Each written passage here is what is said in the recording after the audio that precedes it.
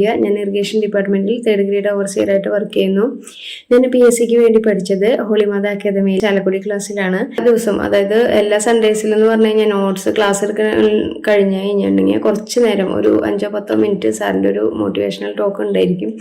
അപ്പോൾ അത് കേൾക്കുമ്പോൾ നമുക്ക് പഠിക്കാനായിട്ടുള്ള ഒരു ഇൻട്രസ്റ്റ് കൂടുതലായിട്ടും വരും. പിന്നെ ക്ലാസ് മിസ് ചെയ്യാണ്ട് എല്ലാ സൺഡേസിലും ക്ലാസ് അറ്റൻഡ് ചെയ്യാനായിട്ടുള്ള ഒരു ഇത് തരും സാറ്. റാങ്ക് ഫയലിൻ്റെ ഒരു പ്രത്യേകത എന്ന് പറഞ്ഞു കഴിഞ്ഞിട്ടുണ്ടെങ്കിൽ നല്ല റാങ്ക് ഫയലായിരുന്നു. അതിൽ ഈ ഓരോ സബ്ജക്റ്റും കഴിഞ്ഞതിന് ശേഷം അതിൻ്റെ മാക്സിമം കിട്ടാവുന്നത്ര എല്ലാ ക്വസ്റ്റ്യൻസുകളും ആ സബ്ജക്റ്റിൻ്റെ ക്വസ്റ്റ്യൻസുകൾ ഉണ്ടായിരിക്കും. ബാക്ക് ക്ലാസ്സിന് ടീച്ചേഴ്സൊക്കെ എന്ന് പറഞ്ഞു കഴിഞ്ഞിട്ടുണ്ടെങ്കിൽ പക്ക ക്ലാസ്സാണ്. അതായത് ഓഫ്ലൈൻ പോലെ തന്നെയാണ് ഓൺലൈൻ ക്ലാസ്സും എടുത്തിരുന്നത്. അതുപോലെ ഒരു ഫീൽ.